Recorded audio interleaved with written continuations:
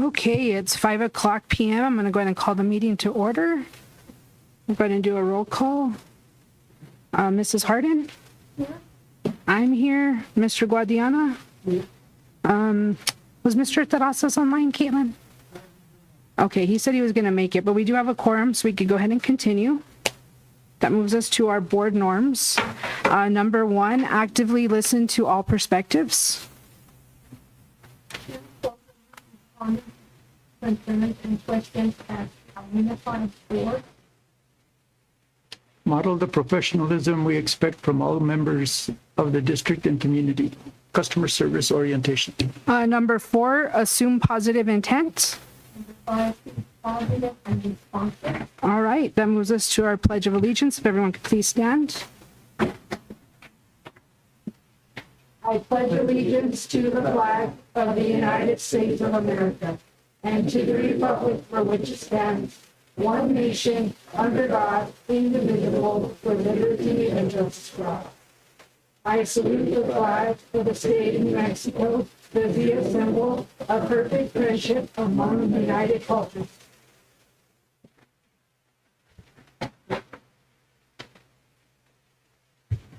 Okay, that moves us to item 2, adoption of the agenda. Any discussion, any recommendations, Mr. Piper? No, I think it looks good. Got a lot of business to take care of. Okay, I'll entertain a motion to adopt the agenda. Do I have a second? Second. All those in favor signify by saying aye. Aye. Opposed, same sign. Okay, the agenda is adopted. That moves us to item 3, public input. Would anyone like to give public input on agenda items? Anyone online, Caitlin? Okay. What about public input on items of concern? Okay. All right, that moves us to item 4, new business. Item A, discussion regarding Gilbert Guadiana's censure. Mr. Guadiana, you asked for this item to be on the agenda? Yes, I'm glad to see it there finally. The board censured me in June, I believe, regarding behaviors that were deemed inappropriate and resulting in taking me off of the assignments as chair to the audit committee. And I am going to challenge this in court, and therefore I want to give an opportunity for the board to reconsider the sanction. According to Robert's Rules of Order, this is an appropriate action to consider as to rescind a sanction. And the basis for the sanctions was, one, that there were, I believe it was 5 different responses to a survey saying that I was misogynistic and demeaning to women. Number 1, that is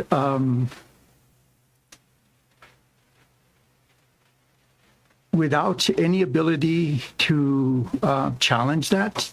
And I do not believe myself to be misogynistic, and there are 7 years of school board recordings for which I don't think none of them have been cited for I was misogynistic. And the survey does have anonymity for those people that submit their responses to the survey. However, if there's a response that is slanderous or results in defamation of character, then that survey company is obligated to release that information, which will be part of the request that I do in the action that I take. And there's a responsibility for the board to ensure that the actions they cite in a sanction are real. Otherwise, any rumor can be put into a sanction and it would be basis to do an action. And in this case, where there is no evidence of that, of any action that I take that is discriminatory against women or anybody for that matter, or particularly misogynistic, that's a pretty constant behavior that would be noticeable in any interaction with women. And so I find that to be slanderous and defamation of character. The other part has to deal with the interaction between the union rep or the contract and the interaction with the union rep. And you can take a look at the video of that, and there was no insulting, no action taken, no words said that were derogatory. A mere requesting of please, when the union representative said that he had given me instructions on how it is I could attend the meetings, that didn't happen. And it's outside of his interaction with a board member to say that whatever he gave me extends beyond what the district staff, including the board, are responsible to notify a person for attend the contract negotiations. And I was shown a sign-in. The question was whether I had attended. I said that I was never invited to the contract negotiations in August and I believe September when that was stated that we had those meetings. I was unaware of those meetings, yet in making that However, Mr. Guadiana, there was proof that an email was sent. Please let me continue. I know, but I need. I know. I'm going to get to that. Okay, but I want to insert that you were given notice and every board member saw that you were copied on the email. So I don't want you throwing falsehoods out there about not being informed about a meeting when your name was copied on an email. And all the people in the room at the time, part of our CBA team, said they got their email invites. It was recorded in that meeting, but go ahead and carry on, sir. The email wasn't mentioned at that meeting. There was a sign-in sheet that was shown, and it was a sign-in sheet that had a border on it, which I'd never seen such a sign-in sheet. I was given sign-in sheets also at my request of all the sign-in sheets for that year, and it includes my name. And I did not attend those meetings, and will bring the issue to having people who witnessed me attending those meetings will be a point of clarification. But even in that case, there was nothing that was in my behavior that would warrant a censure. Then moving on, there was the discussion with the finance director. And the finance director was given, I assume he was given notice because I made this request 2 times to have this agenda item to discuss the internal controls and the direction given to staff regarding activities compliance with ensuring that the funds are spent, are accounted for appropriately. The finance director did not respond to any direct questions. In fact, was more obstinate in saying that, well, you tell me what it is you want to see, rather than how I can tell him what it is I want to see when I don't know what exists, I think was more problematic. And the exchange continued for a while until Mr. Groff, the principal of Cobre, gave me an overview of how it is the money is collected and how it is accounted for, which is what I was asking for, but more specifically, those instructions in writing. And I did not as are required by the state regulation and public finance in Department of Education. The other part is that we have a series of audits that have come up with some really significant findings of funds being misused and people taking advantage and undermining any kind of fiscal control. And those are listed in our special audit, which I can go over more in detail in my defense at the later time. And the fact that no other board member was concerned about the lack of internal controls when we have demonstrated finding after finding after finding that we don't have written internal controls documented. That is something that the board president, I believe, should have chimed in on, knowing rather than having a discussion and interchange with a person that's being obstinate and not wanting to comply with demonstrating things that we have put in our response to the findings, saying that we do have and we have adopted internal controls, puts us at risk for one, continuation of audit findings and documenting corrections that are taken to mitigate the absence of internal controls, which are false. We haven't done such, at least not at this point, and I will continue to ask, and starting at the next meeting, for documentation of the internal controls. And we'll do so all the way through the time that they get actually established. So there's three, I think, reasons for the censure that don't have merit. And so this is the opportunity I'm giving to the board. My expectations are minimal to look at what was said, what is documented, and by notice that I will challenge this in court. Okay, thank you, Mr. Guadiana. I'd like to make comment. So we did the censure back in January.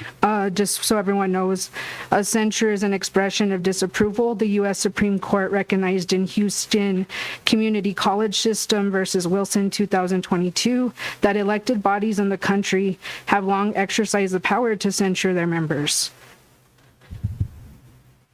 Censures have also proven common at the state and local level. So back in July, we looked at board policy BCA and NMAC 6.29.1.9. And board policy BCA states that Mr. Guadiana undermined the effectiveness of the board, and we gave examples at that time. One was the exchange with Mr. Aaron Lewis, our union president at the time, who left in the middle of a meeting. His body language, his demeanor was, he was not okay. He left in an angry manner. That exchange was unprofessional on a bunch of different levels when we're working with the community and our union president.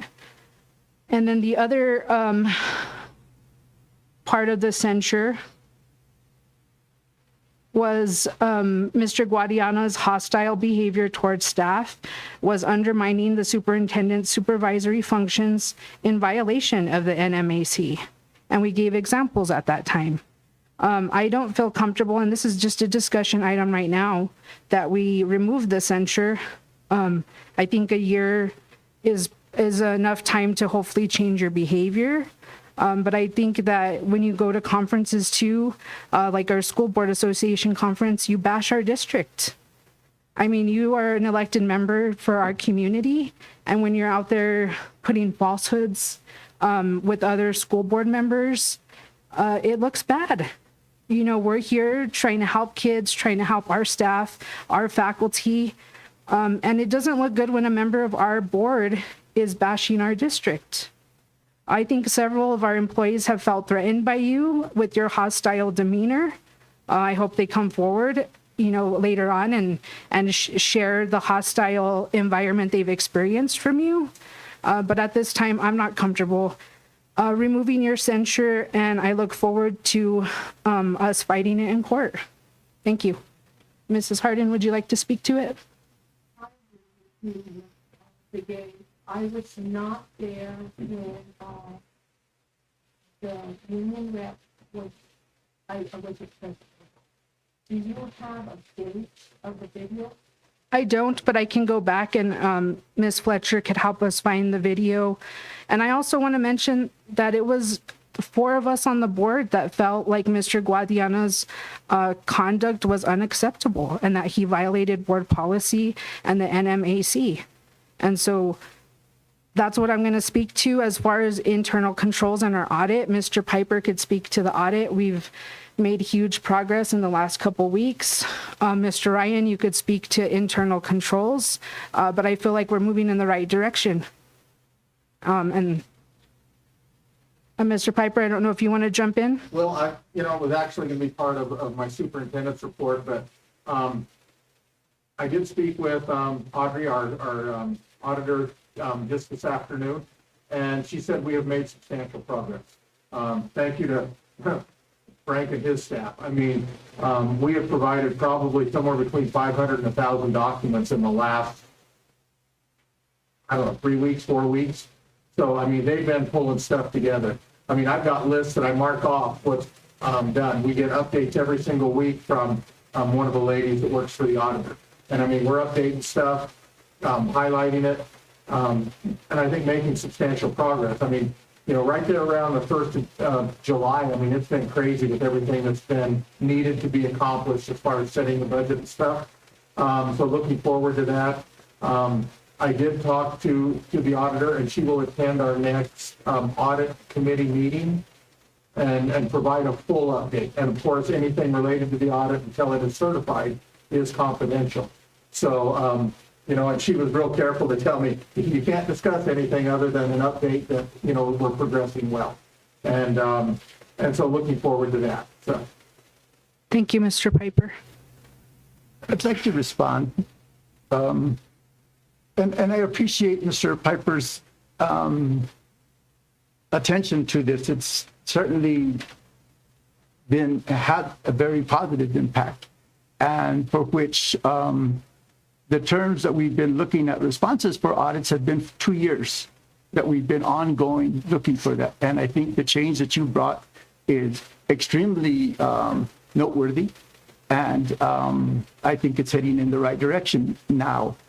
And it's interesting that the president can make a comment that the finance director can provide us comments on this when he flat out refused to at some point.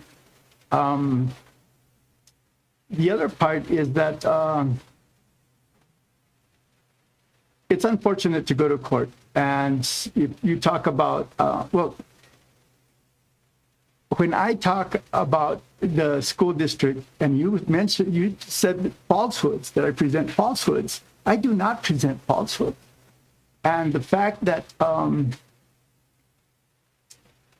very careful about what I say in front of, especially in front of an audience. I do not mean to demean Cobre in any sense, other than saying that we are lacking in the direction to correct things, much to the leadership that we have, and the lack of qualifications in the finance committee and especially in the audit committee of the appointees is detrimental. It's extremely detrimental. So I look forward to the day in court as well. And I disagree with the qualifications. Mrs. Hardin and Emery on audit committee are doing a phenomenal job. It's a learning process. School board members are members of the community. In some rural parts of our state, some of them are farmers. Of course, they're not going to have a background in accounting, but we go to school board trainings, we get better trained, we ask questions, we're there. And so I disagree wholeheartedly with your statement with the nominees not being competent or qualified, because that's untrue. But I look forward to our day in court. And I also like to mention this is your second censure under another school board. It seems like your behavior continues to repeat itself. Last response. That school board had so much fraud going on. We had a superintendent that received $93,000 of payout. And this was done, you can look at me this is a report that has gone through the state auditors, gone through our audit committee. It's been approved by the board in the anticipation of what do you call it, where you extract information so it doesn't give away any public personal information. And so what I'm saying is that there was a superintendent here that received a $93,000 payout for vacation and sick leave.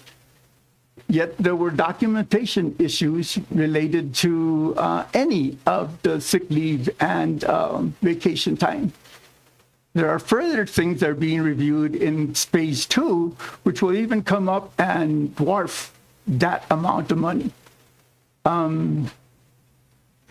This is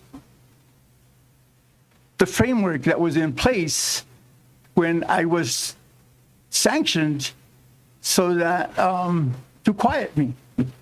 I was the only one member of the board, 4 others against. It's deja vu all over again. And this report proved me to be right. So I look forward to going to the next round and the next special audit that should be done. It's anticipated in September. Hopefully, yeah. I mean, that's our goal, to provide them all the information they need. I'm not sure how long it will take them to put their piece of it together, but our goal is to make sure they have everything that they need.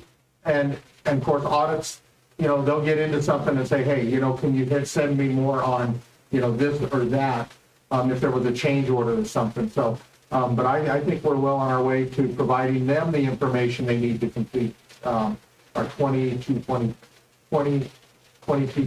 audit. Yep. The special audit or This is just our regular audit that I've been working on. As far as the special audit, I think they have everything they need for the forensic audit. Mm-hmm. I think they have what they need for that. Okay, so I know, and I know they've requested a bunch of emails and some of that stuff. The information that I've been working on with Mr. Ryan has all been related to, I believe, the 22-23 audit, and getting that so that we're current on that one. okay. And a final point is that this audit, the first audit, the one that I mentioned with the $93,000 payout, and there are several findings. And in the training that we went to, the emphasis is internal controls, which is very lacking in the district. And even with proper internal controls, there were circumventions that exceeded that even internal controls may not have stopped any of that, because there was so much collaborative effort to allow the things that were very, very wrong to go on and to be so widespread. So this report was actually presented to us in July. It was drafted July 17th of last year. It's taken this long to get it out because of an incredible effort to make the audit confidential, to keep it from becoming public. It's now public. It's now been approved, and part 2 is coming up. And I will be gladly the person that raises my hand and says, no, this is wrong, against all others. Thank you, Mr. Guadiana. That moves us to item B, discussion regarding trespass warrants on parents. This was one of your items, so if you want to speak to it. Yes, we had an occasion where the district put a no trespass warrant to a family member that was concerned about treatment to the children, particularly one.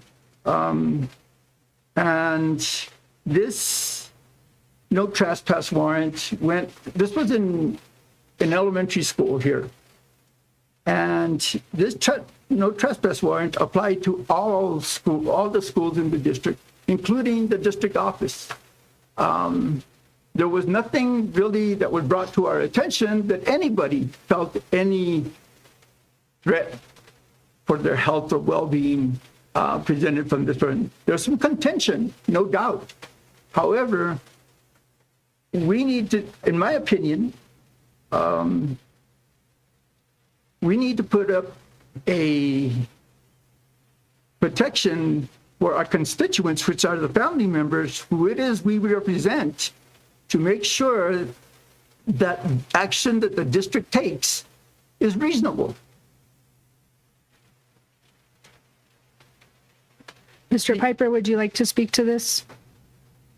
I think as a school teacher, and this is my school teacher hat, as a school teacher, I feel like if a parent or anyone in the community is threatening, it's up to the school building principal to make that determination if that person is a threat to their staff and students. And every case is unique. We don't know what we experience. I mean, as a teacher, I think back of a parent at the time who made a bomb threat.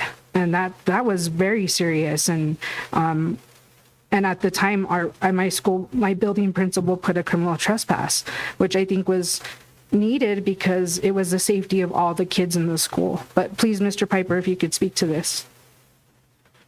I think there's definitely a place for it. I think with the school shootings and some of the stuff that you see around the nation, I mean, I thank God and pray every day that it doesn't happen where we're located. And I think we're very beneficial. I mean, I've lost a number of students due to car accidents and that, and it's traumatizing. So anything we can do if needed, I think it needs to be there. And maybe to a certain extent, but it's hard to tell, and I would always err on the side of caution. I mean, I'd rather be a little more cautious than not and then end up regretting something. But, I mean, it's something that we can definitely look at, maybe pull in law enforcement to take a look at somebody's background that we may not know about that may have happened. So, but I think there's definitely a place for it in the schools. And my comments weren't to say we shouldn't do that. My comment was to say that we should make sure that that's a reasonable amount. That it's prescribed in a rational manner. If the threat is at one school, then if the threat is felt, certainly put no trespass warrant. But it doesn't need to go to the district office. If it doesn't need to go to the district office or any other school, it shouldn't.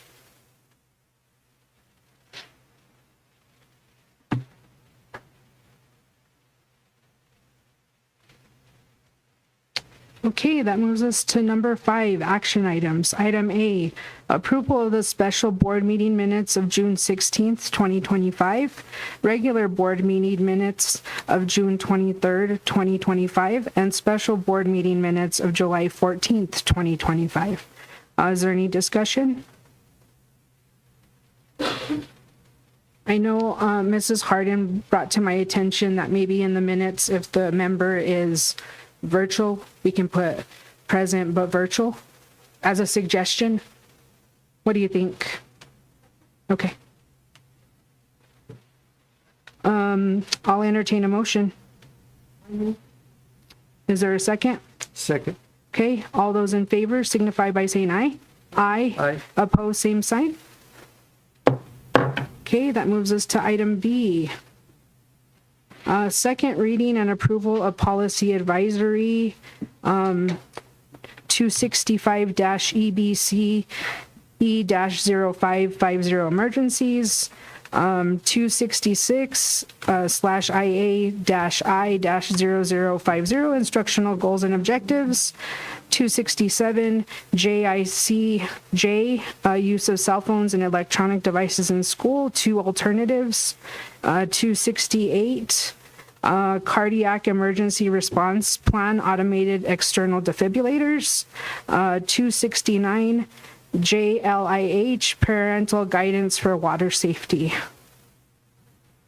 I haven't received any public comment. Has anyone given public comment online, Caitlin, that you're aware of, or Charlene? Mrs. Harden, did you want to speak on any of them? Mr. Piper? No, I've not. Okay.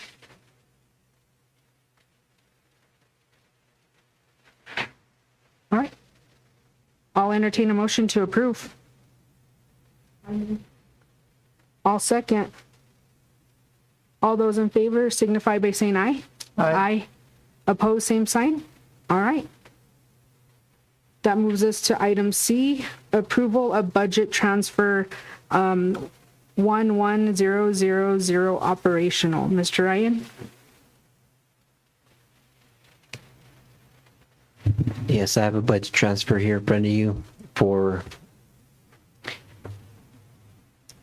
it's, let me pull it up.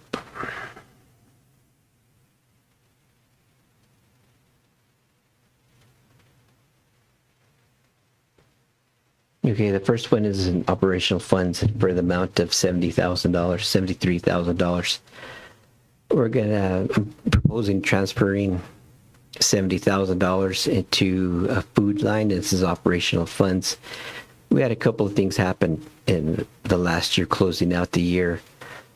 We had a after-school program that when we started the program, I was told that we could fund with Title I funds for snacks and the meals for the kids. And it turns out that was an allowable expenditure. So that one, and then the other one is we really lost big on the summer lunch program. We spent about $37,000 on the program. We only generated $14,000 in reimbursements. So the food service fund doesn't have enough to take on that big loss, so we're going to have to carry it in operational funds. Then the other line in there is our maintenance repair of buses. I'm looking at increasing that line $3,000, and this is for our 2024-2025 budget.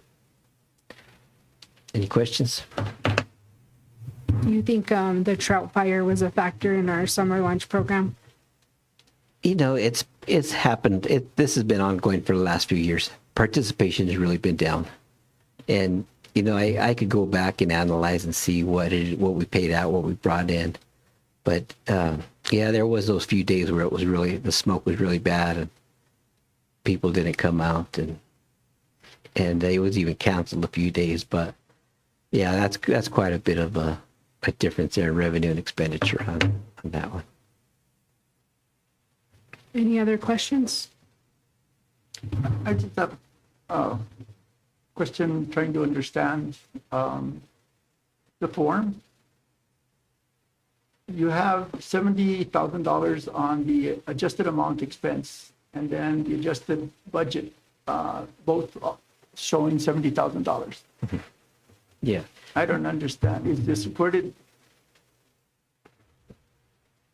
This is then the money that came out of the instruction and the student transportation? We're taking from instruction and we're moving into the food service function of operational budget. And you're saying we have a diminished need for that in food services? No, I'm saying that we had to increase our food service budget in operational. We had to increase that function by $70,000. Okay, I'll entertain a motion to approve. Is there a second? I'll go ahead and second. Any other discussion? All those in favor signify by saying aye. Aye. Aye. Opposed, same sign. Okay. That moves us to item D, approval of initial budget 27,536, summer transportation.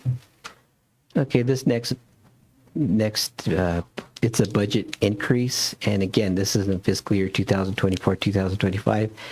They sent this like on June 30th, wanting us to go ahead and approve it in the last fiscal year. And it's for $12,000 for the transportation of the summer program for the busing. And we won't get the full 12,000. It's based on a formula of the number of riders, the number of days, and so on, and the miles. And they take all that amongst all the districts in the state, and they'll set an amount. But they wanted us to put a budget in place now for $12,000. Any other questions? Seeing none, I'll entertain a motion to approve. I'll second. Any other discussion? Seeing none, all those in favor signify by saying aye. Aye. Opposed, same sign. Okay. That moves us to item E, approval of the educational assistant handbook for the special education department. Mrs. Luckhurst? Yes, that should have been in your board packet, a copy of the handbook. So that will be used next week for the first time for both SPED and regular ed EAs. There is a significant section about SPED, but it is also tailored for all of them since, of course, they will interact with special ed kids every day. So I'm asking for approval for that so that that can be rolled out next week. Did you use a guide from another district or a federal? I used one from another state. I used Idaho, had a really nice one that I tailored for us, and I changed some things around, but added a few sections as well. But I didn't want to reinvent the wheel when it was already have been done pretty nicely. And then the Title IX reverted back, right, to the previous? Yeah, and that section is in there as well. Any other questions, comments for Mrs. Luckhurst? Is this a new requirement since we haven't had it before? No, it's just something that I've gotten feedback from principals that aides are really lacking in some training. So someone from the REC is going to be coming that day as well next week. And we're going to also do some training specific for SPED aides, but again, it's good for everyone on how to collect data on kids, how to provide accommodations for kids who need extra support, and just to kind of give them a little bit better skill set when they're in the classroom. I like the page with all the acronyms. That's Yeah. very useful for people that are not used to education.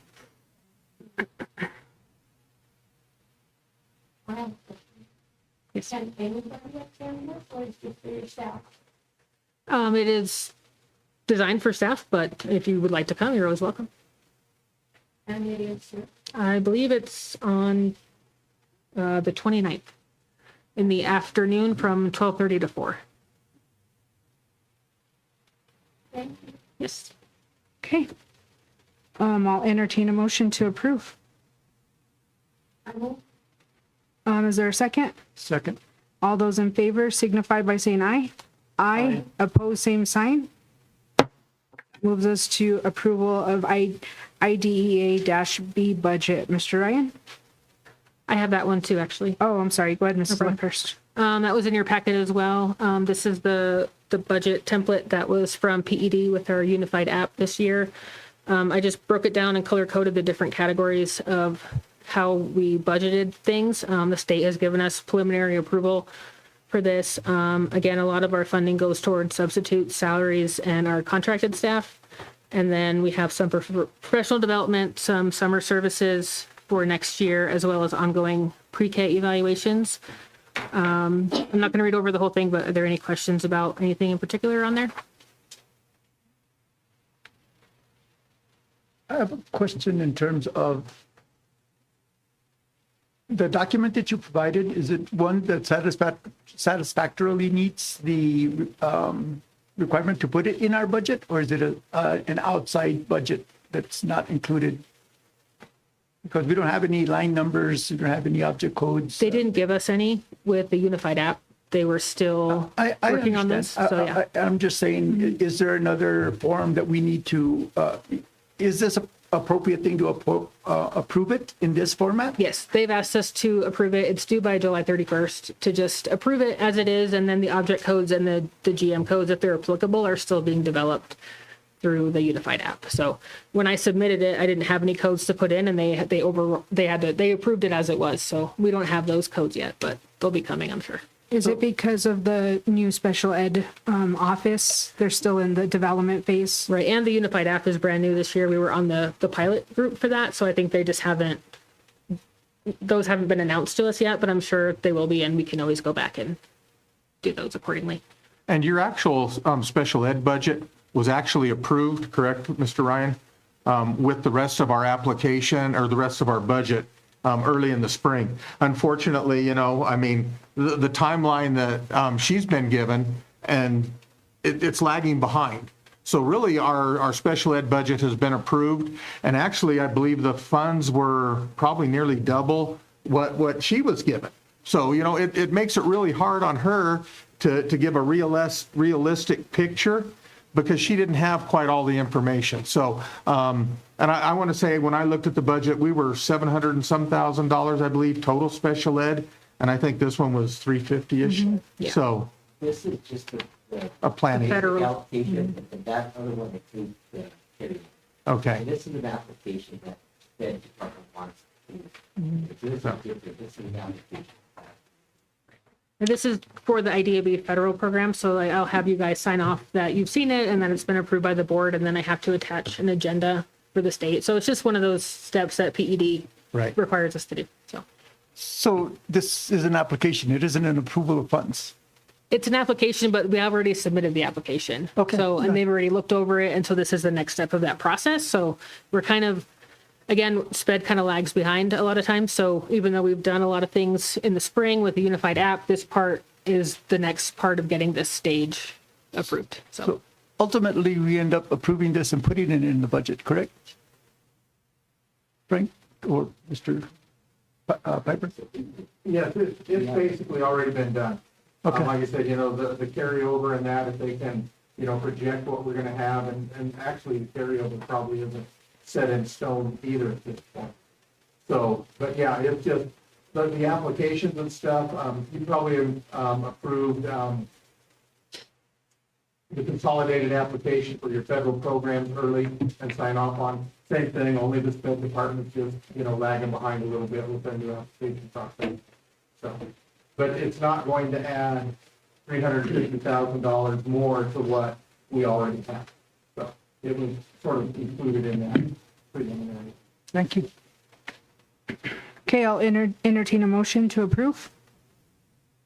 I will. Is there a second? Second. Okay, all those in favor signify by saying aye. Aye. Aye. David, can you hear us? Mr. Terrazas? Yes, okay. Okay. Did you want to take a vote on this or wait till the next item? I wasn't sure when you popped on. Okay, sounds good. All right. So that was approved. Discussion and approval of the graduate profile. It was presented to the board on May 13th, 2024. Yes. We added a student to the high school this year.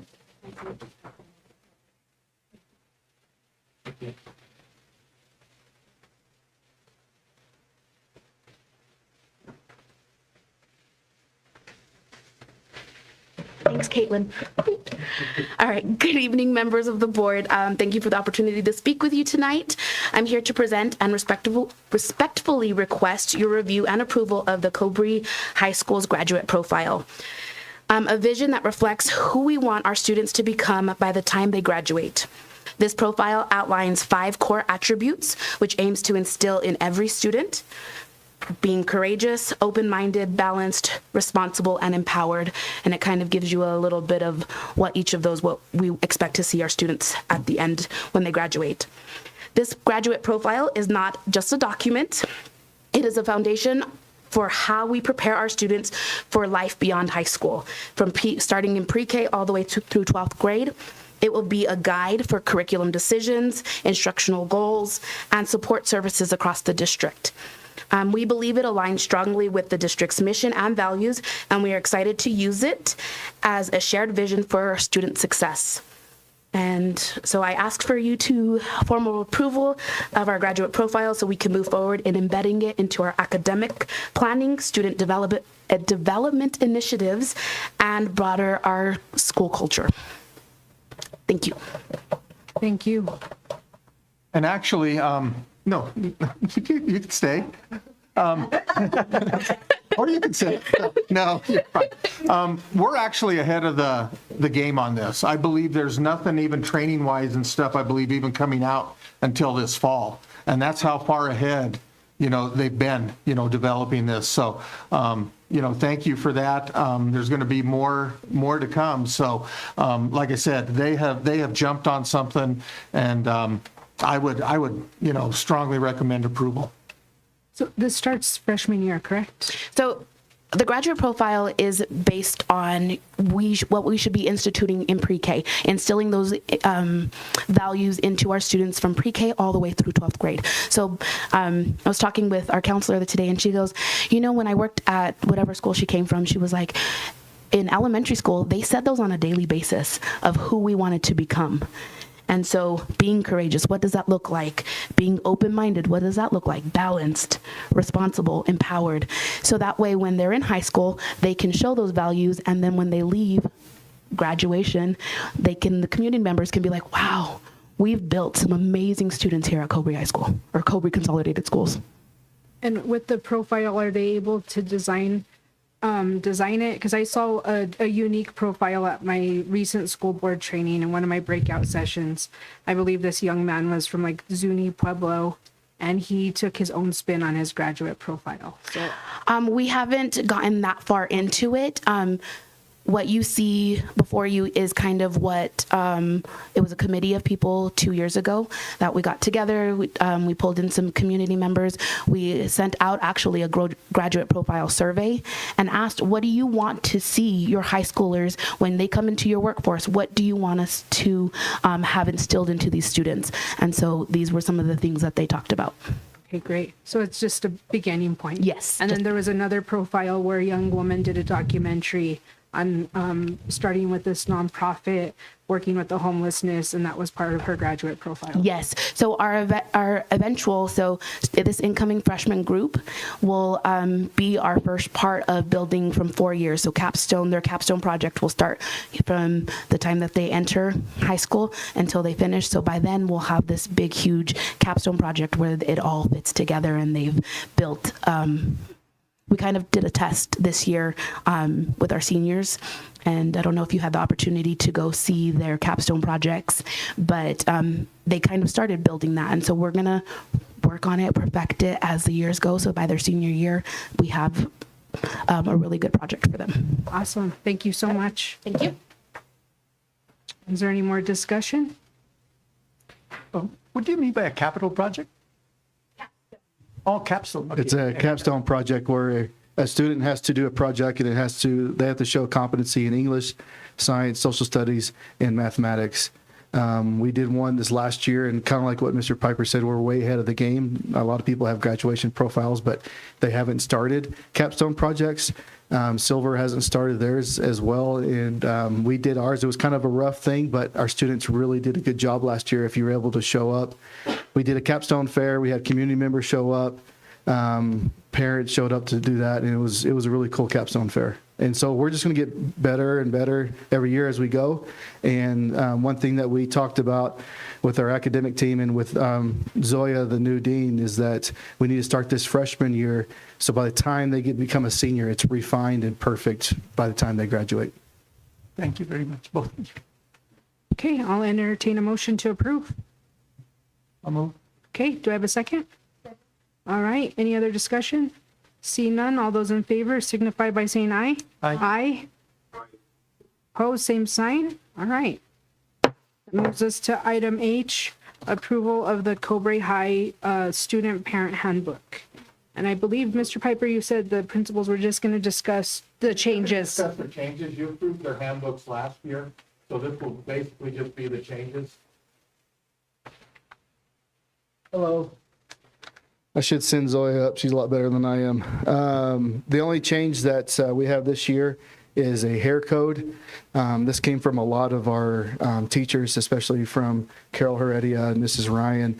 The only thing that changed is that we don't want hair to cover the eyes, because when you're having a conversation with a student, you won't be able to look in their eyes. And then also it could be a safety factor too, if we don't know if they're under the influence or whatsoever.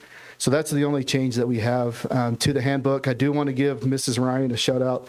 When I sent her the handbook, I was like, hey, can you help me with the grammar? And I've never seen so many red lines before in my life. And my English teacher in high school will be very disappointed in me, but she helped me out with all that. So that's the only change that we have in the high school handbook. So, and that was a request from my staff, and I thought it was important to support them. And we're not asking for them to cut it; they can just depart it or put it back during the school day. And then when they're out of school, they can put it over their eyes all they want. Hopefully, when they're not driving. So, yeah. Any questions or concerns? Title IX? It's in there. Okay. Yes, we added, thank you to Ms. Villa. She sent it to us and we added in there, and we added it to our athletic handbook as well. Updating your staff too, and class Yes. schedules or class periods are going to stay the same? No, class periods have changed. I don't know if I'm looking through. I see all the highlighted ones on Snell, and then I see the elementary. Maybe yours was scanned last. maybe.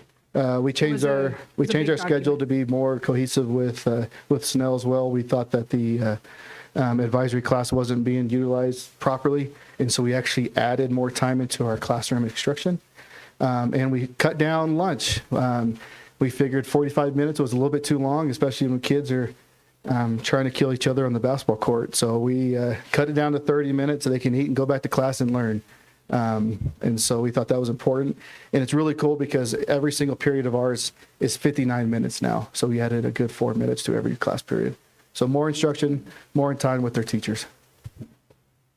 I have a question. Yes, sir. On page 6 of the manual, there has students who have 5 unexcused tardies and up to 10 unexcused absences will be restricted from playing games 100% of the time. Are you in the athletic one?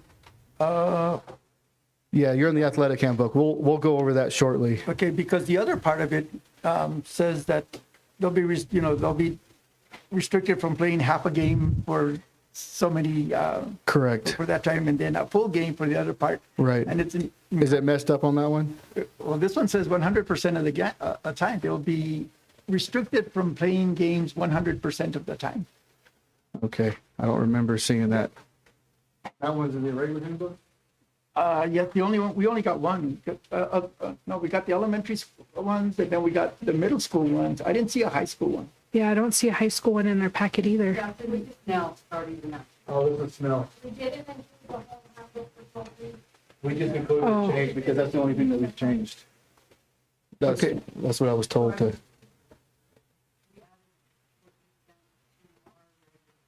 Okay. So you follow, yeah.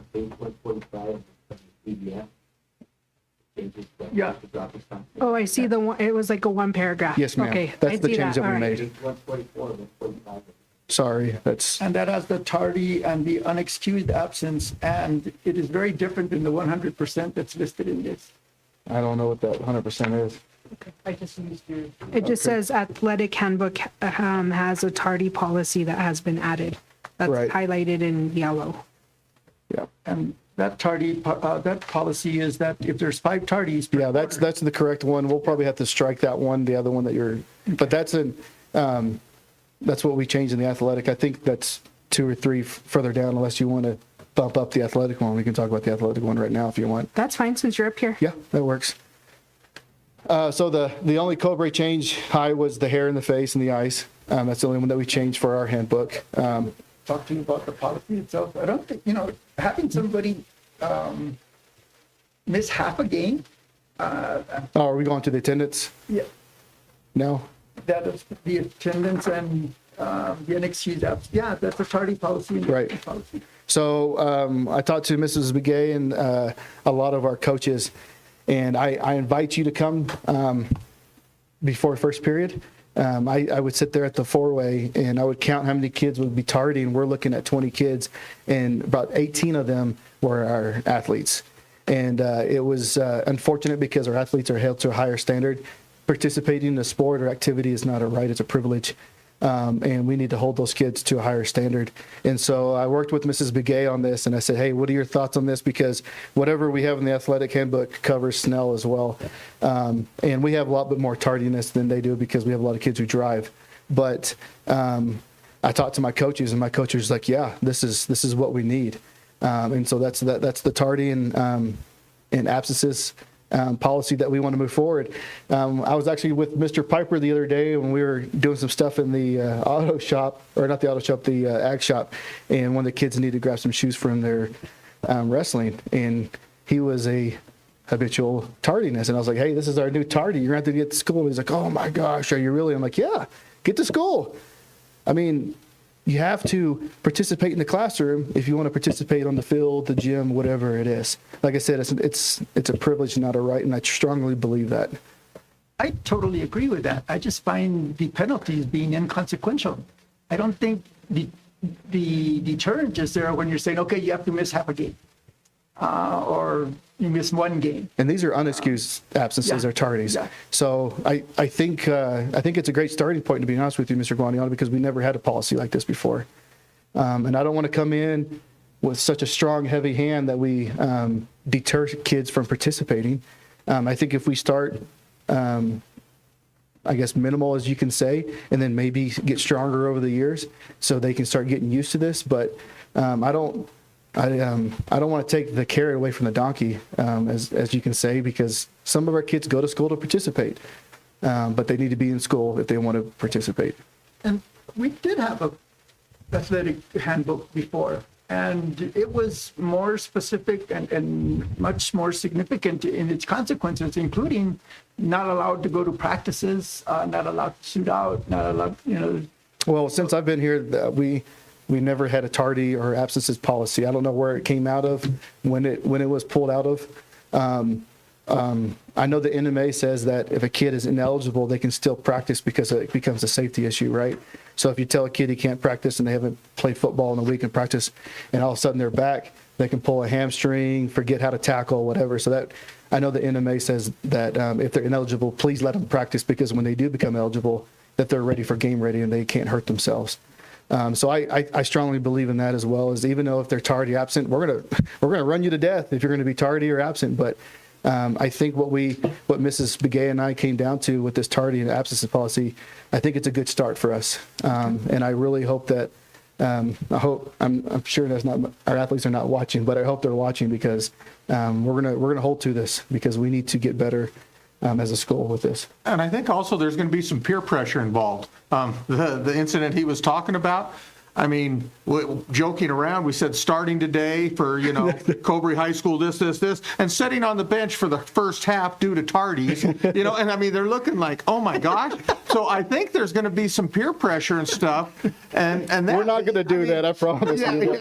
Yeah. So. But I will say this, his little sister was like, she hit him. She goes, well, that means that I can't be tardy, so you better wake up and get me to school.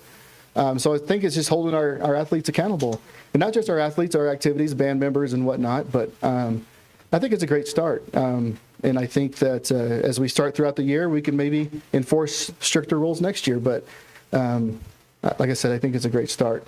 But yeah, we're not going to announce kids on the mic saying that they're tardy and they can't play the first half or whatever.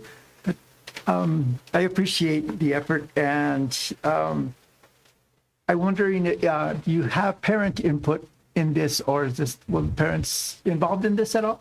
No. We had this kind of policy in Aztec. We also had this policy in Texas. Like I said, I mean, if a parent has any issues or concerns, that my door is always open. But again, it's not a right; it's a privilege. And I think when you talk about the severity of it, if you're missing half a football game, there's only 10 games. That's quite a bit. You're missing almost 10%. So what do you do on a golf tournament? They can't go.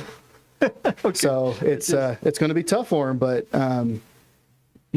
we sometimes have to hold our parents accountable too for getting their students to school. And I think it's important for them to know that if you're going to represent Cobre High School and Cobre Consolidated Schools, you have to represent and being on time.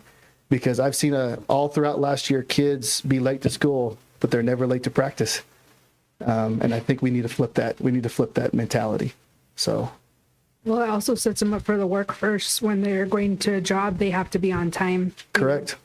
Or they don't get paid for that time. And you're so right. It's crazy when you talk to students because I'm like, hey, where's this kid? The coach is like, oh, he texted me 30 minutes. He can't make this. He can't make it to practice. He'll be here. And I'm like, they don't call us when they can't make it to school. And so I hope that we can turn the corner on this. All right. Thank you so much. Thank you. Thank you. I'll entertain a motion to approve item H and K, because Mr. Gropp did cover both of those items. I'd like to make an amendment to the movement that it includes looking at the change that's on page 6 of the Snell policy. Okay. For the athletic handbook? No, it's for the Snell handbook. We're not at the Snell handbook yet. I asked if we could approve H, which is the Cobre High Student Parent Handbook. Mr. Gropp mentioned that one change, and then he also spoke to item K, approval of the Athletic Activity Policy Handbook. So that's why I was asking if we could approve those two items, H and K. The only change was the tardy policy, correct, Mr. Gropp, for the athletic handbook? Yes, ma'am. I think, Mr. Guadagno, you're confused. I think that, No, it's just the question of having to approve it without seeing the handbook in its entirety. oh, I got you. I mean, it was approved last year. Those are the only two changes that we had from last year. Sorry. No, it's okay. Okay, would you still like to make your amendment? No, Okay, I withdraw the amendment. okay, so I have a motion and a second. All those in favor of approving item H and item K signify by saying aye. Aye. Opposed, same sign. Okay, those are both approved. That moves us to item I, approval of the Snell Middle School Student Parent Handbook. Madam President, school board members, Mr. Piper. I'd like to welcome our new Dean of Students, Mrs. Wex, Hannah Wex. She's rejoining us here at Snell Middle School, and so she's our new Dean of Students, and she'll be assisting me this school year. We're going to be the dynamic duo. So you want to say anything?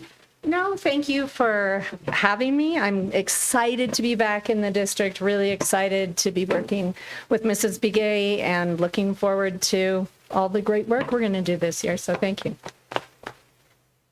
So on Snell Middle School, in terms of ours changes, we did, so if you want to strike that, Mr. Guadiana, on page 6, we'll copy exactly the language. It's supposed to be 50% of the time, not 100% of the time. So we'll just mimic what the high school did. Maybe it was just an error on our part. I think 50% of the time would mean like it carries through on and on and on. Exactly what Mr. Gropp said earlier. Because he That came we- up, That they would miss half a game, not 50% from then on. Whatever is established there, so somebody tardy, somebody have a game, Yeah, somebody tardy. Yes. put it that way rather than 100%. yeah, I just said we would strike it to mimic what he put for his, okay? Also, page 7, we are going to 2 lunch periods, so that's at the bottom of page 7. On page 8, we are looking at our cafeteria guidelines and procedures. The kids can bring in outside food, snacks, but they have to, and any chips with red dye. And why I say that, they make a mess in the hallways, they make a horrific mess in the classrooms, and our custodians have to pick up, so they're only allowed to consume it in the cafeteria setting. Page 9, all snacks, chips will need to be stored properly, preferably in the lockers, not in the bathroom, not in other areas of the school, or they can always put it in the teacher's lounge. Because students last year would put it everywhere but the lockers, okay? Again, teachers will be monitoring that. Again, the electronical device policy, they can bring it, but it has to be put away in the Chrome bag, in their backpacks, in their lockers or their Chrome bags. We don't have a big problem with cell phones. That's now. So far, so good. 10 is inappropriate use of gaming apps will prohibit access to online platforms. Last year, we had a big issue, and Caitlin could attest to all the issues that we had with students downloading inappropriate sites and playing games during the school year and being brought to our attention. And again, Miss Church gets red flagged as well as myself. And then we just added, of course, few minor things. Loss of bus privileges is between the bus company and the students based on negative behaviors. We had quite a bit of negative behaviors last year. And then also the Title IX was added. That was a mandate by our higher ups. And then the attendance, we'll be doing some more interventions. And then I think that's it. Any questions? So there's no use of cell phones in the classroom? No, sir. That's awesome.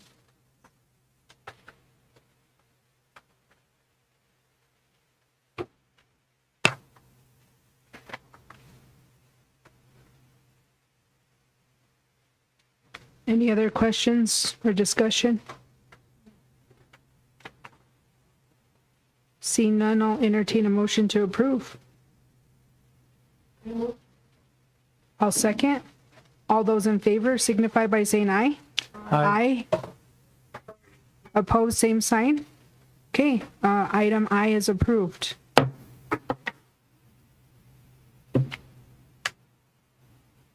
That moves us to item J, approval of elementary student parent handbook. Good afternoon, Madam President, school board members, and Mr. Piper. So for this elementary, it looks like there's a lot of change. There's not. I went through, I'm going through and getting my administrative license, and we have to have a project. So this is the project that I chose. So I went through this. I've had teachers, staff, parents, and talked to students to see if they understood what's in the handbook. So what I did is I went through and I consolidated. In some places there was transportation here, bus here, attendance in the back. So I consolidated and I put a table of contents so that it makes it much easier to find what you're looking for. Also on the front, one of the things that I suggested was our handbook was really, really thick. It was 42 pages. And so I myself, as a guardian, reading through all of that, and I've talked to parents, they just sign it. They don't even know what's in the handbook because it is so long. So there is a section for the pre-K, and so my suggestion is that we can change the cover. Right now, the one that you have says kindergarten through 5th grade. So we'll just print the kindergarten through 5th grade section for kindergarten through 5th grade. When we do for pre-K, we'll change it and add the pre-K section. Title IX has been added. I have updated a lot of things. Right now, you see the Hurley Elementary, because that was the digital one that was shared with me. We'll each put our own staff in. The daily schedules, the calendar, all of that will be updated. Right now, the cell phone policy is not in here. It was waiting for the approvals. Then in the very back, for the Cobre Family School Compact, We had some discussions about it not being very meaty and not meeting a lot. So I went through and I did some research. I looked at a lot of different schools and their compacts, and I added some to ours. One that I need to go back, there's a couple of typos that I do need to fix. There's some times that are wrong. There's the Title IX extension number is wrong. I need to change that. But also as a student, when we're talking about homework, we want them to bring their Chromebooks charged. So that's been a big issue with us. So the compact has been updated and added some more information. So are there any questions?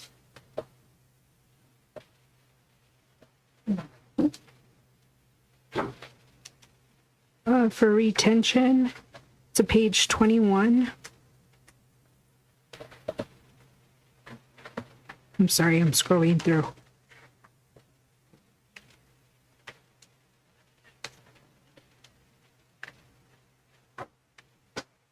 Yes. So is it possible for a parent to retain their child even if their scores are adequate? If the parent asks for, say I did they're, not see anything where it says that we cannot. okay, So I don't know if that is something that I'd have to look into more research. I think we need to have a committee on that okay. to determine, Like if the parent makes a request and says, I'd like for my child to be retained, maybe due to immaturity, or I've heard another one is due to sports is another thing that's popping up around the state. it's happening right now. So is there a way we could address that in this handbook, or is that something that, I think we need to is that a policy that we look at and come up with as, I think that should be the whole district, not just elementary. I think it should be for all grades. So we would need to have a committee for, kinder all the way up to 12th grade. And that's something I think we can contact the policy service about Okay. and see. If the school is going to recommend retention, it has to be done by a certain time, I think, end of the By second. November, and we yeah. actually have a packet that we have to fill out stating these are the things that we're going to do before we actually give that letter for retention. Yeah, so there's that if the school's going to retain. But I think if we want to have something set up, I think if we have policy, it'll hold a little more teeth than, a parent saying, well, I want to retain my child. And, I struggle because I hate to retain students unless it's done early. That's what we can't just decide that we're going to retain a student. There has to be a reason why we're retaining the student, and we have to find interventions to prevent us from reaching that point. And so if there's no solution, then there is a retention that happens, but we don't want to retain students. right? But I think President McGay, what you said was spot on about sports, because that's probably about, if you want the honest truth, that's probably about 80% of what's happening, not just in New Mexico, across the nation. I would say we probably don't need a policy through 12th. It would probably be up to 7th grade, because if they start playing high school sports, their clock starts ticking and they can't go back on it. But I would love to have a district policy on that, because that is not a reason why to hold your child back. So maybe this is something that we can work with staff on developing a policy. Mr. Piper? Okay, yeah, and then we can, definitely run it by legal, make sure that, we have the right, the ability to say, you know what, your child is retained, based on test scores, teacher recommendation, and that, we've got what we need to back up our decision. So, Does this pertain to special ed? I would think it pertains to everyone. We're not gonna, just because they're special ed, we're not gonna retain them because they're in sport. Mrs. Luckhurst, would you like to speak? She raised her hand too. That's a whole different conversation that we had several students last year that people asked for retention that may or may not have been appropriate. And so I'm working on another procedure, possibly a policy if we want to go that way for what that should look like. I did get some requests in May to retain students on IEPs, which is just, again, the general ed policy is much earlier than that. So if we're going to look at that for special ed, again, we can make so many changes to the IEP or to their services and other things without retention. So I think retention in general is a big issue that I think as a district we need to continue talking about. Thank you. All in all, I think we want what's in the best interest of the student.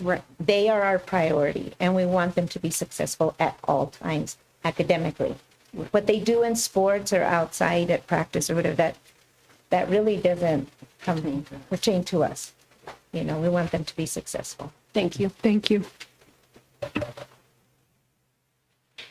Okay, I'll entertain a motion to approve the elementary student parent handbook changes. Do I have a second? Second. Okay, all those in favor signify by saying aye. Aye. Opposed, same sign. I'm gonna assume that what you were approving it, right, David? You were in, okay, thank you. All right, that moves us to item 6, our finance committee report. We did not have a finance committee meeting, but I believe we're meeting next Wednesday? About the bars, yes. Okay, item 7, have you guys had an audit committee meeting? Audit committee's gonna meet August 6th, 4:30, and the auditor is going to, be present via Zoom at that time. So, you'll have, that meeting then, and, go from there. Okay, thank you. Board members report. Mrs. Harden, is there anything you'd like to report on? Thank everybody that attended today. It's nice to see people around here. The last one we had was empty. So, thank you. I'd just like to wish everyone a great school year. I know it's hard right now getting things organized and ready to go, getting staff on board, teachers coming in and working on those classrooms, or like me waiting to the last minute to put up bulletin boards and getting in and getting organized. But I hope everyone has a great school year. I'm looking forward to Summerfest this Saturday and then convocation next week. So thank you so much. Mr. Guadiana? I'd like to report a little bit on the training session that I went to last week. It was a one-day session. It had to deal with finance, which is, I think, an area that is very important to this district. And it was done by the New Mexico Association of School Board Organizations. And it was a small class, and Mr. Piper was there as well. And it was mainly intended for superintendents, finance directors, and school management, in other words, including the board. And we had a nice little template there that kind of gave us the terminology, the acronyms and the terminology. So that was very good to see. But also it got into how to read reports, and more importantly, what reports have to be provided. And there's a lot of criteria for having reports provided to the board that we need to improve on. And the other thing that was a major theme was we were given case studies, and the prevailing theme in the case studies were internal controls. Not so much that that's what the case studies were about. They were about the fraud that was occurring and what were the things that facilitated that fraud. And so internal controls to identify symptoms of fraud. Procurement was also talked about. We also had a discussion on bonds, and bonds that we're here about to go to. And there's a way to pass a bond without necessarily obligating a start time frame and actually exceeding the time frame normally allowed for bonds, if it is that we're not able to do the things that are, for instance, if there's an overruns on different things and we can't finish the project. There are different ways to put the language in the bond that would allow us to pursue later timeframes if necessary. And I think that's real applicable to our circumstances now with the possibility of building a new school. We talked a lot about tax rates and mill levies, and then we had a presentation by PED on the budget process, which starts a lot earlier than what we have, and was one thing that I found very beneficial is the process of not waiting for the SEG before we begin our planning process. That using the prior year's SEG is a good strategy to start getting together with identifying what it is that we're going to have and where it is we should be putting our priorities. The planning process for the budget starts after the first quarter, which involves board communication and consensus on identifying what it is the priorities are, certainly with the superintendent leading those discussions.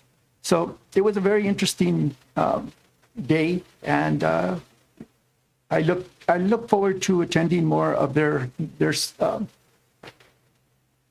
seminars, because they give more of a micro level. They get into the details of actually looking at documents and analyzing them, as opposed to the more macro level that the School Board Association does. Other than that, I look forward to the beginning of the year, and look forward to the Summerfest and the invocation. And I hope we get to all positions are filled at the time. Yeah, that part is going to be coming up at upcoming discussion. But anyway, look forward to a good year. Mr. Terrazas, is there anything you'd like to comment on or give a report on? Just a comment, I saw Mr. Piper, yourself, Mr. Gay, after, the website, I was going in there looking at stuff, and somehow we need to revamp that to where it is up to date. So, I don't know if it's a weekly basis, monthly basis, there's a bunch of gaps that I discovered in that stuff. I mean, including our board meetings, our finance meetings, audit meetings that need to be rectified. So, if I had a hard time doing that, what the public is dealing with. The other thing is, and then I'm going to pull that out, and then, I'm going to go to Summerfest, and vacation, and start off the good school year. Have another great appropriation year, even sooner, maybe. Great, thank you, Mr. Terrazas. Okay, that moves us to number 9, our superintendent's report. One last comment on that. Go ahead, sir. I really appreciate Mr. Piper's presence, and I think it's going to make it very possible that we have some very strong strides towards correction, as well as moving in the right direction, particularly financially. Okay, thank you. That moves us to item 9, our superintendent's report. Mr. Piper. Okay, first of all, I'd like to ask permission to discuss a few more things other than what's in the agenda. I mean, there's so much stuff happening. And it's all real, I want to say low levels type of stuff. I don't think anything that's real controversial. So, I'd like to talk about a few other things, if that's possible. Well, it says superintendent's report, so I'm okay with that. And I mean, if you want to leave it, pretty open, that would help. I was out a lot last week, and so I haven't really been able to send you guys an update, which I wanted to do, but knew we were here tonight. And Board Member Terrazas, thank you about the website. We are going to do that. We had a 2-hour meeting with principals today, so we didn't get to cover everything, but I'm going to be sending them an email asking for updated pictures, updated, staff lists, and that type of thing. So, there are some things. I think the superintendent's contract that's on there is two superintendents old. So, so we'll take a look at that and definitely get that going. It is something that's going to take a little time, but we are working on that. The staffing. I think last board meeting, we had 33 openings. I would say right now, we're probably in single digits.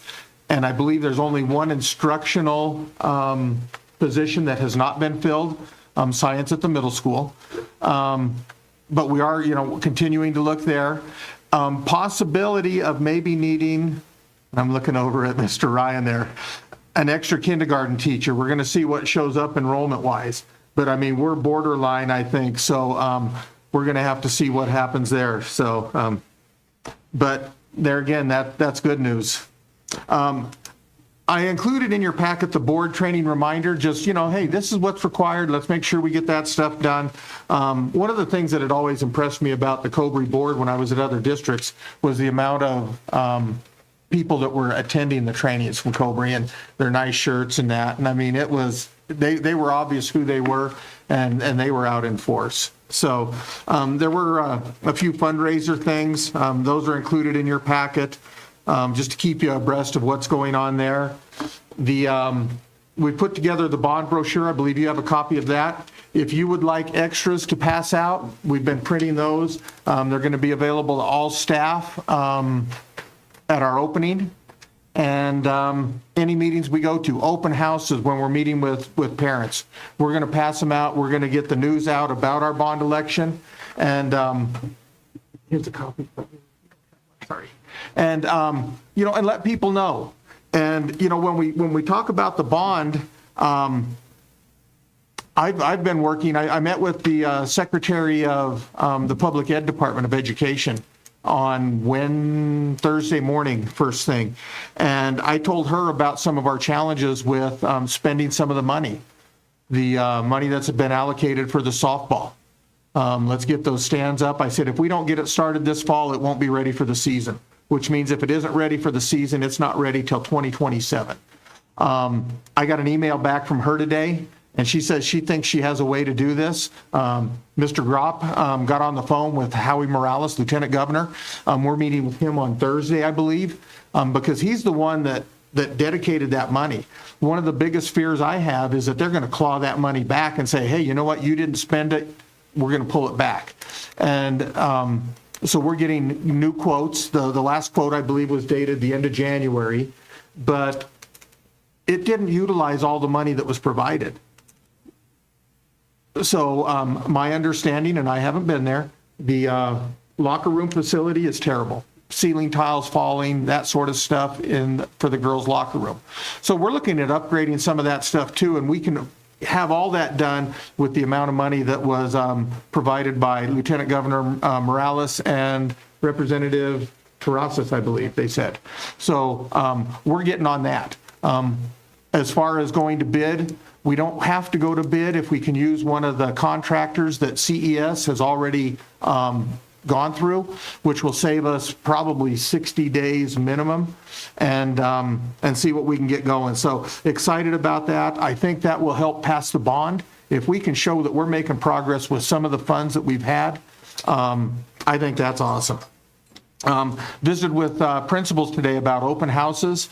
I think, and Ms. Fletcher, we probably need to send out some type of an announcement that board members may end up at some things like our beginning meeting, but it's not an official meeting. No decisions will be made, but there is the chance that, 3 people could show up at an event. And I mean, Summerfest is one also, I'm sure you guys want to be there. And so, make the appearance and stuff, but hey, you know what? Just make sure there's not 3 of us, or 3 of you together. Where it may look or appear that, something's being talked about. One of the other things, Ms. Ogas, I'll tell you what, she's a go-getter. I sent an email out about some furniture that was available in Los Alamos. She picked up 7 cafeteria tables that are valued at about $2,000 each. We sent 4 of our maintenance people with the horse trailer and 2 enclosed trailers that they filled completely full, 200 chairs. She's going to upgrade her chairs and that. And then her chairs I think are going to go over to Bayard possibly, where she can get, yeah. Yeah, so I don't know where hers are going to go. But she said she doesn't have, like classroom sets that are all matched. So, I mean, 200 chairs. So there were 4 guys, 3 trucks, trailers, and I took my truck and trailer, and I brought back, I think, about 25 tables that are just like rectangular tables that can be utilized. I mean, those chairs, brand new are probably $80 to $100 each. The tables, I'm sure, are well over $100. I mean, my son and I, we pulled all the legs off the tables so that we could fit the tables into my pickup. And and so, the maintenance department now comes the challenge, getting them to the schools and getting them set up. And then, we're going to have to work, and I've already visited with Mr. Ryan about how are we going to dispose of our stuff that we need to dispose of. We don't need to be a junkyard. The thing Los Alamos was going to do, they were going to open it up to the public, the taxpayers, and say, hey, you know what, if there's something you can utilize, because they're just going to bulldoze the building because they're getting a brand new school. And so they're getting brand new furniture. So I'd like to thank her for saving the district some money. I'm sure we will find a way to spend it. Thank you, Mrs. Ogas. Yeah. So, $14,000 just on 7 tables and, the number of chairs and stuff. So, like I said, I'm really pleased about the way things are going. I think we've got a great team. I'm really excited working with the principals and stuff. They seem to get along real good. I don't think I've alienated myself. So we'll see. We went out and played top golf, and I'm happy to say that if you averaged the 2 games, I was probably the top scorer. But turn his mic off. That is not accurate, by the way. And this is on record as well. So What did you play? I was first, and I'm not going to comment on the second game. So thank you. I was second twice, so that's why, yeah. But anyway, no, we're having a good time. It was a good team building time, and look forward to the work we can do. We've got so much to do that looking forward to that. And I basically told them they're in charge of the instruction for the children's. I think I've got my duties that I need to take care of, looking at the audit stuff, and I think we're well on our way. And excited for the progress that's been made. And I appreciate everything that you guys do to support me as well. Thank you, Mr. Piper. Okay, that moves us to item 10, adjournment. Do I have a motion to adjourn? Is there a second? Second. We are adjourned at 6:32 p.m. Thank you.